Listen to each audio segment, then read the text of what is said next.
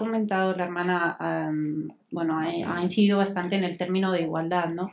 A mí también me disgusta un poco cómo entendemos socialmente la igualdad, ¿no? Porque sí que yo, tal y como entiendo la igualdad, no aspiro a llegar a ser como él, ni a llegar a optar a las mismas cosas a las que él opta, sino simplemente quiero que yo como mujer y como Sara y como persona que soy, quiero que no se me obstaculice tanto por el hecho de ser mujer, pero no porque quiera igualarme a él, ni muchísimo menos, ¿no? No, yo creo que el debate no es ese ni debería serlo. Estoy de acuerdo en que debemos ser un equipo, en que ambos debemos trabajar juntos para que tanto él como yo, o tanto él como ella, podamos avanzar en la sociedad, podamos crecer, podamos desarrollarnos juntos y sin obstaculizarnos el uno al otro, sin frenarnos el uno al otro o sin decir, bueno, tú hasta aquí, ahora sigo yo solo y viceversa, o sea, ninguna de las dos formas, ¿no? Entonces, para mí, el término de igualdad es un poco ese, yo quiero que poder disparar hacia arriba, ¿no? O no sé cómo expresarlo, pero exacto, es pegar sin que alguien me diga, oye, tú baja, ¿no? Comentaba también la hermana Miriam que a veces los padres, ¿no? O a veces incluso los hermanos mayores son los que están allí un poco... Vale, no empiezo. No, te planteo la pregunta a ti. Vale. Y me parece una pregunta muy buena. Una mujer, una chica quiere despegar, tal y como has formulado. ¿Cuáles son los lastres, ¿no?, que no la dejan despegar? Has mencionado la familia, el entorno familiar. Sí, en ocasiones y muchas veces y ni siquiera generalizaría. Los musulmanes a veces ponemos, como se suele decir, la cabeza en la arena como las avestruces y decimos, no, aquí todo va bien, nunca alguien ha lastrado y ha obstaculizado a una mujer, a una chica, pero todos sabemos que sí que existen casos en los que a chicas y a mujeres se les ha obstaculizado tanto la educación básica, el bachillerato, etcétera, como la educación superior, ¿no? Entonces, entorno familiar, cómo también el matrimonio prematuro puede, ¿no?, truncar quizá esos sueños. ¿Cómo lo ves? A ver, son muchas cosas y es complicado, sí. Es que de ahí la importancia de la educación. De ahí la importancia del crecer en un entorno sano en el que ni uno ni otro sea quien para imponer o para obstaculizarte, ¿no? Al final o sea, es que no puede haber padre, madre o hermano o hermana que te diga, pues no puedes hacer esto, o baja un poco, no quieras comerte el mundo porque el mundo te come a ti, ¿no? Es que yo no creo que sea así, pero sí que es cierto, has comentado también el matrimonio prematuro, que a veces también, pero ¿por qué? Es que yo creo que esa no debería ser una razón que nos limitase o que, obviamente, habéis comentado en varias ocasiones el ser madre y tal. Eso son cosas que forman parte de mi vida, pero también una es complementaria de la otra. No implica que el ser madre deje de ser investigadora o deje de ejercer mi profesión o deje de estudiar o el de estar casada muy joven también sea otra cosa que me frene en vez de que me ayude a avanzar. Es que yo creo que lo estamos viendo de la manera incorrecta, ¿no? Debería ser como ahora somos dos y vamos juntos de la mano, o ahora somos una familia y todos hacia adelante. No, lo estamos viendo como cargas y cargas, y ahora esto me pesa más y ahora es una mochila que voy llevando, ¿no? Y no es esa la visión y bueno, y también es cierto que antes, cuando estábamos hablando de la igualdad y demás, este foro se ha creado por hombres y mujeres, ¿no? Alhamdulillah, pero sí que he hecho en falta que los hombres también asistan a este tipo de cosas. Yo también. ¿Dónde estáis? ¿No? Hay algunos hombres que... Claro, el cámara... El cámara, que es amigo mío, y le doy un telefonazo. No, pero es cierto, ¿no? Al final sí que es cierto que cuando se organizan jornadas de este estilo y el título a lo mejor lleva feminismo, mujeres, algo para chicas, pues los hombres hacen, vale, esto no es para mí, venga, hasta Exactamente, luego, ¿no? Y es como... eso es lo que planteé en la pregunta anterior, que ¿por qué los hombres cuando oyen empoderamiento de las mujeres automáticamente piensan social. Eso también es una cuestión social, ¿no? El hecho de las cosas de mujeres que se hablen entre mujeres también es una razón por la que hay tanto tabú incluso en las familias, ¿no? Estas cosas las hablas con tu madre, conmigo hablas solo de cosas generales y que vamos a hablar todos, ¿no? Es como eres mi padre, no lo entiendo, ¿por qué? Sí. ¿No? Pero bueno, sí que es cierto que al final eso es un fallo o un problema social y que se tiene que ir derribando pues a base de insistir. Y con un cambio generacional a lo mejor. También, simplemente plantearlo de esta forma. Si yo voy a una mezquita para dar una charla acerca de un tema de jurisprudencia, por ejemplo, o lo que sea, va a haber bastantes hombres. Si voy para dar una charla acerca del deber islámico de empoderar a la mujer, pocos hombres se van a quedar en el Maghreb y el Isha para escuchar. Ya, exacto, ya. Sí. Para jugar un poco con el micrófono. Los lastres. Bueno, es que los lastres... Yo creo que la manera de acabar con los lastres... Tú has dado en el punto clave cuando has dicho lo de las conferencias o las ponencias en las mezquitas. Tendríamos que preguntarnos dónde está nuestra sociedad, dónde está nuestro colectivo y ir ahí. ¿Que nuestro colectivo de hombres se concentra en las mezquitas? Vayamos a las mezquitas a dar formación. ¿Que están los colegios? Vayamos a los colegios a dar formación. Vayamos allá donde encontremos a padres que puedan lastrar el despegue de sus hijas. Y ahí están en las mezquitas.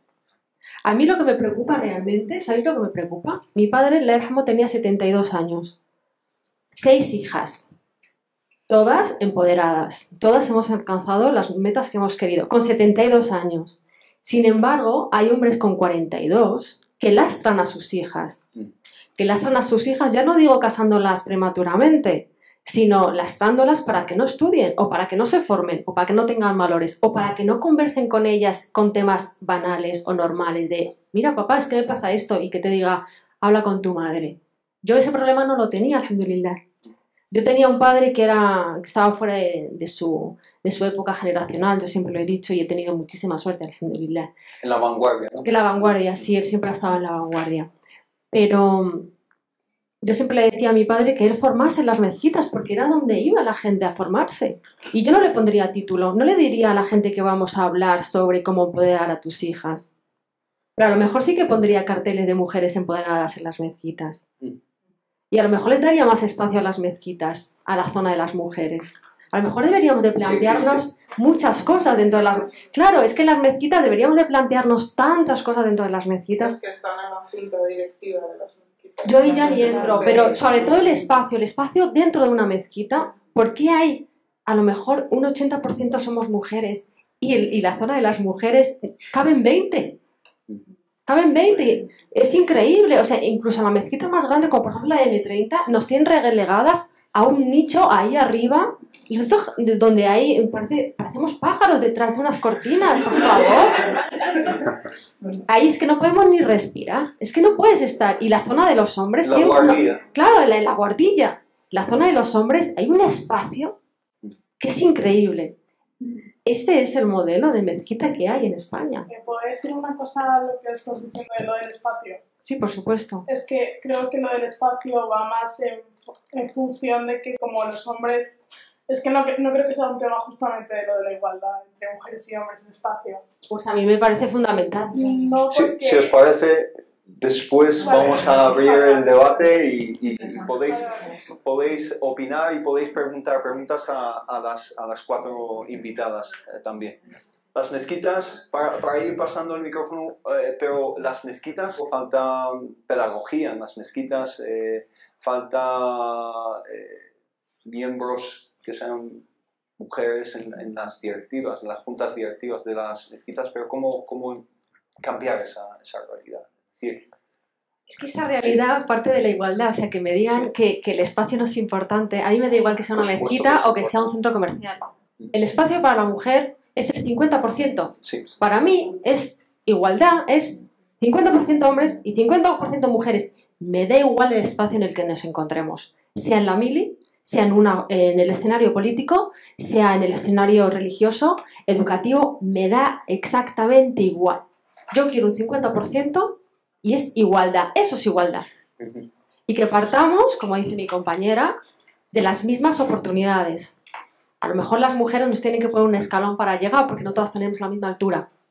Pero eso no quiere decir que no partamos y que no tengamos el mismo objetivo, que es la igualdad. Y igualdad es 50%, 50% para tener un 100% y tengamos todos el empoderamiento que necesitamos. Y se haga justicia. ¿Vale? Entonces, eso para mí, los espacios son fundamentales. O sea, no entro a discusión. O sea, para mí no es discutible. Hay cosas que no son discutibles. Y la igualdad y la justicia y los derechos humanos no son discutibles. Gracias.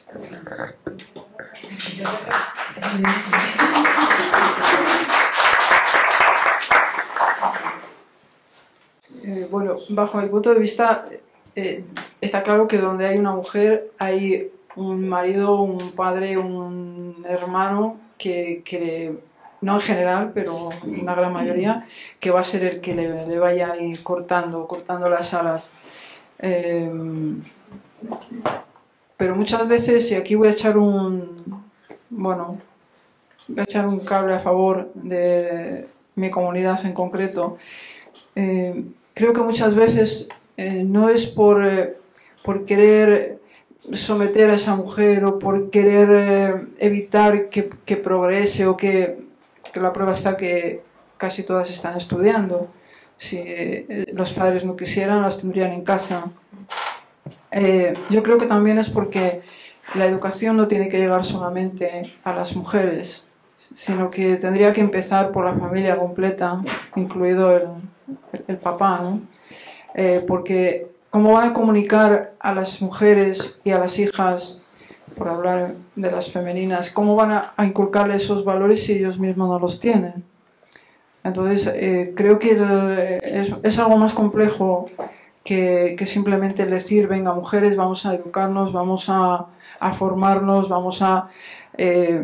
creo que tenemos que recular un poquito más atrás. Y evidentemente la formación o la educación para ellos vendría dada en las mezquitas. El problema es que en las mezquitas últimamente cada vez hay menos gente, por lo menos en algunas zonas o en algunas ciudades. En cuanto a mí, yo reconozco que soy privilegiada en mi comunidad.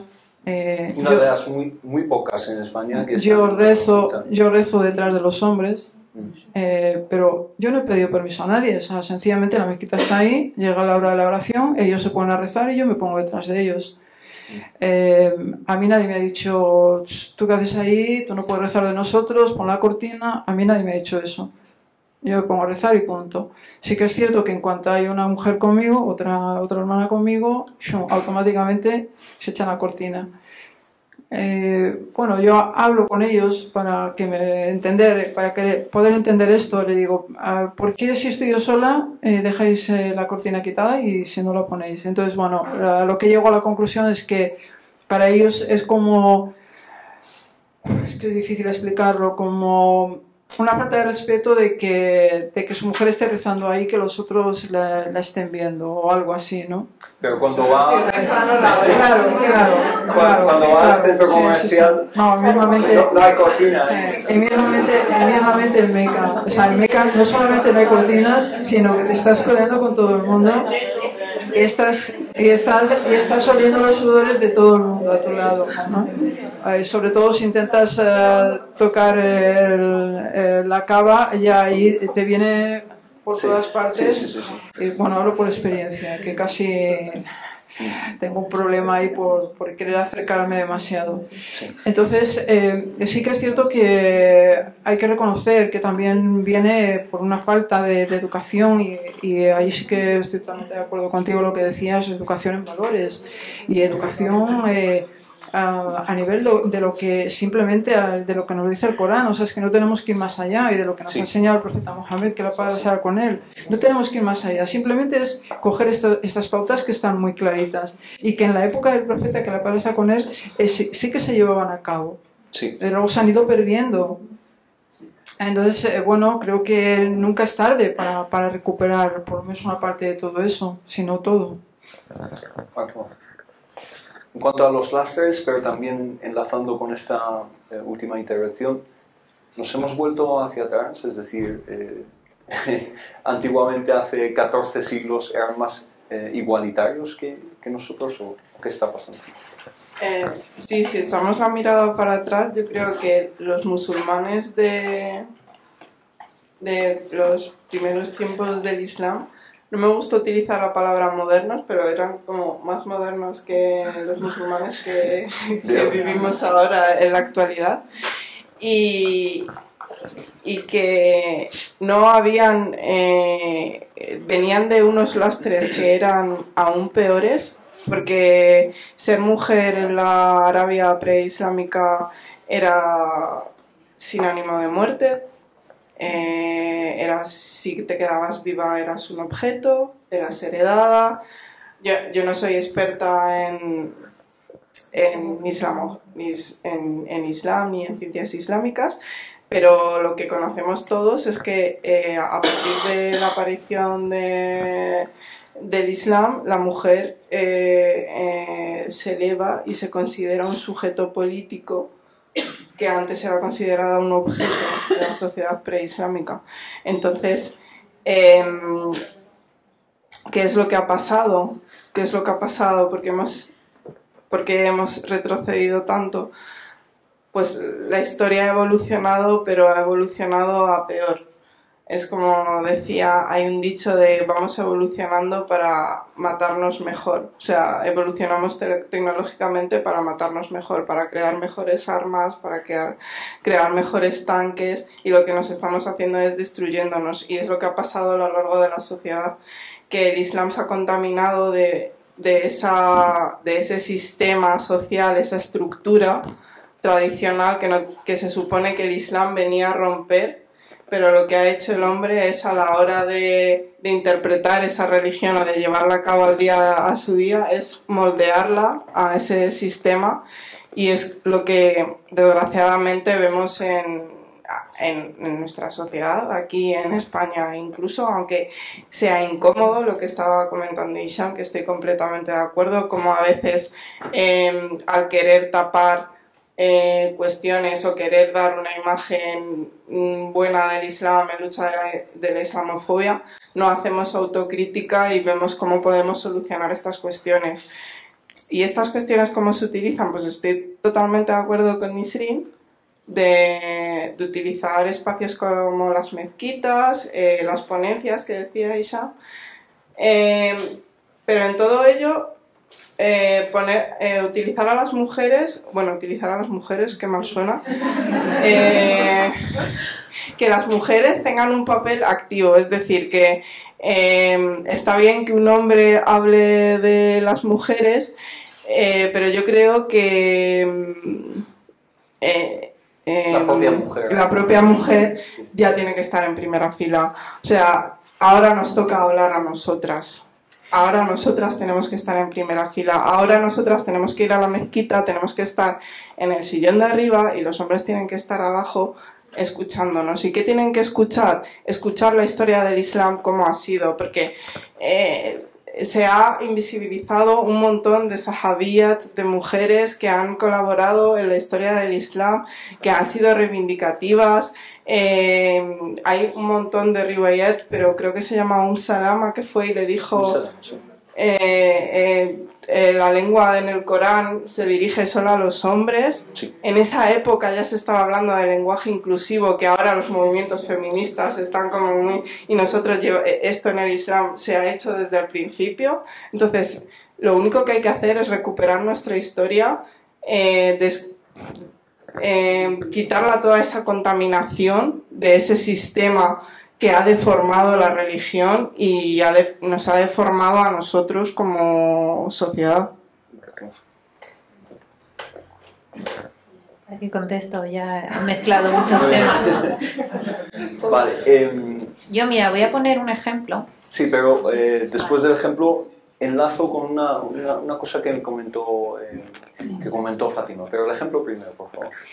Un ejemplo que es bastante gráfico y que sigue un poco en la línea de lo que estábamos hablando, ¿no? De esa lucha, ellos, nosotras, igualdad, no igualdad, etcétera, etcétera, ¿no?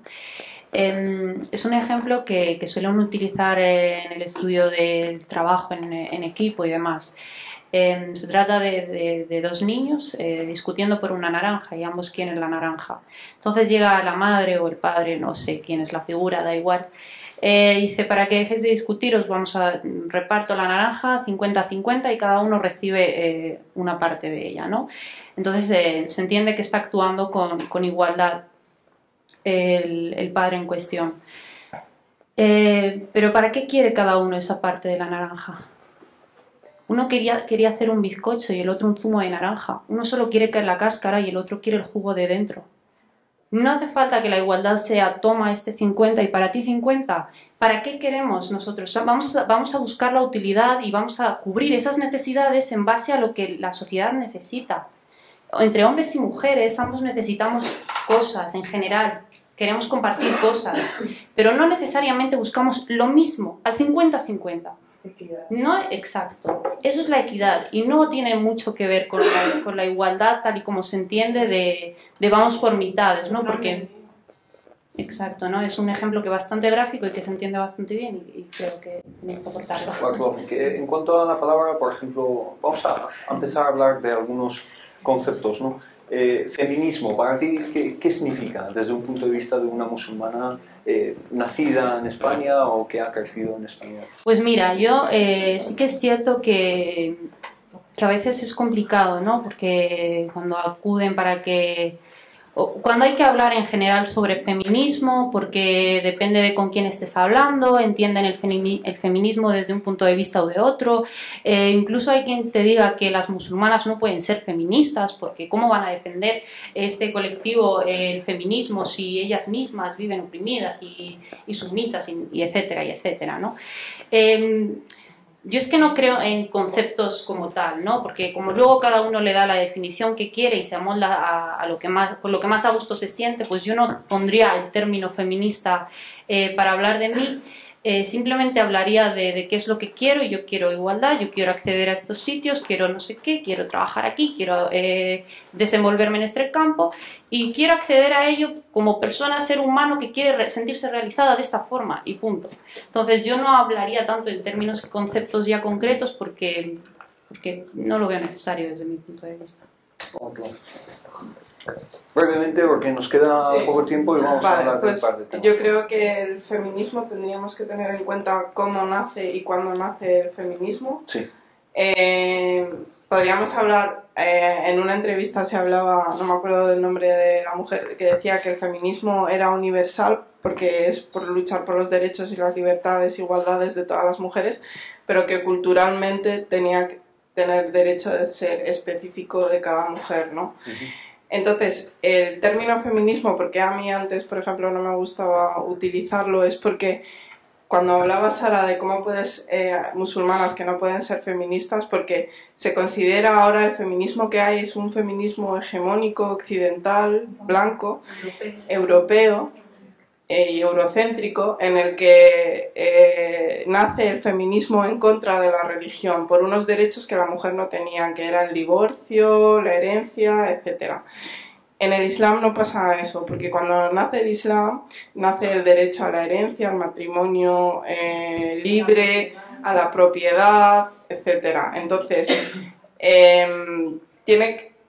tenemos que estar todas a favor de la lucha contra la liberación de la mujer, por eso feministas como Shirin Alvi, la autora de La cárcel del feminismo, comenta esta cuestión, ¿no? Y aboga por el término de liberación de las mujeres, porque las mujeres musulmanas están atrapadas en un sistema patriarcal de costumbres y tradiciones que no tiene que ver con el Islam, que es el que nos ha dado la libertad, ¿no? Sí. Para mí algo muy sencillo. El feminismo en el Islam es luchar por aquellos derechos que nos ha dado Dios en el Corán y en la Sunna. Eso suena a Constitución americana, ¿no? God-given rights, ¿no? Que son los derechos dados por Dios. Exactamente, punto. Okay. Buah, es que hablar de feminismo es tirarse 8 horas hablando, Ok. entonces es muy complicado. Si quieres te planteo otra pregunta. Plantéame otra pregunta. Vale, ¿crees que esta tertulia que estamos teniendo hoy aquí en el pleno centro de Madrid es un poco elitista para las mujeres musulmanas en España?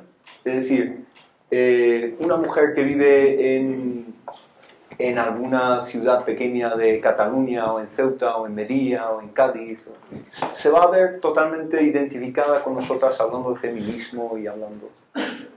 Hombre, no conozco el público a que se dedican, pero el público es muy heterogéneo, por lo que veo. Y elitista, pues es que sería enfocarlo mucho. Quiero decir, tendríamos que hablar de qué barrio estamos, que tampoco conozco muy bien si es un barrio. Hablo de los musulmanes de España, cuando nos vean por las redes sociales o en YouTube o lo que sea, esta tertulia. Musulmanes del mundo que nos veis por redes sociales. De España. De España. De España. Obviamente no somos elitistas. ¿Tú has visto el elenco que has traído? Gracias. ¿Vale? O sea, solamente con la foto de portada del cartel ya era llamativa. Ya traía la atención de la gente para que viniese. Es imposible que te lo puedan etiquetar como elitista o que digan que estamos en un foro elegido para unos pocos porque ya es imposible etiquetarlo en ese sentido. Está claro que somos muchas y muy variadas, ¿no? Y eso es lo principal. Y en cuanto a feminismo, volviendo un poquito para atrás, derechos e igualdad. Yo creo que llamarlo feminismo, ponerle la palabra fem asociándolo a mujer está mal hecho. Porque es una cuestión de igualdad. Deberían de cambiársele el nombre. Debería de ser algún nombre que diese inclusivo y relacionado directamente con la igualdad. No ponerle ni feminismo, ni masculinismo, ni a lo mejor humanismo, que es por los derechos humanos, ¿no? En ese sentido yo lo traería más a colación. Y en cuanto a mi compañera de profesión que decía el 50% de la naranja, bueno, yo no sé hacer bizcochos, así que yo me hago un zumo. Pero yo sigo pensando que sí que necesitamos el 50%. Otra cosa es que luego tú dentro de tu 50%, que ya te lo ha dado la sociedad, puedes elegir qué parte quieres. Pero que la sociedad te dé ese 50%. Porque es como hablar de cuotas, ¿no? La gente habla que en política no hace falta cuotas. Yo siempre lo he tenido complicado eso de decidir si cuotas sí o cuotas no. ¿Por qué? Porque yo abogo más por la meritocracia. Yo quiero que se me meta en un partido político porque merezco la pena. No por ser una cuota femenina. Ni tampoco porque sea musulmana. Quiero que se me tenga en cuenta por ser la persona que soy, por la formación que tengo, por los valores que transmito, por la persona que soy. No como bulto. No como bulto. Para llenar espacio. No, ni para bulto en la lista, ni para darle color a la lista, ni para darle el toque de integración dentro de la lista. No. Yo no quiero ser la Fátima de la lista. Yo quiero ser la chica, la Nisrin de la... Pero si me llamo Belén igual. Pero que tengamos el acceso. Que tenga yo esa oportunidad de acceder. Ahí hablaríamos del derecho al acceso, pues el derecho al voto y otras historias, ¿no? Que otros derechos que tenemos limitados la población migrante. Sí. Pero eso llevaría una conversación mucho más grande. Vale. Pero que me den el 50% y luego ya veo yo qué quiero hacer con él.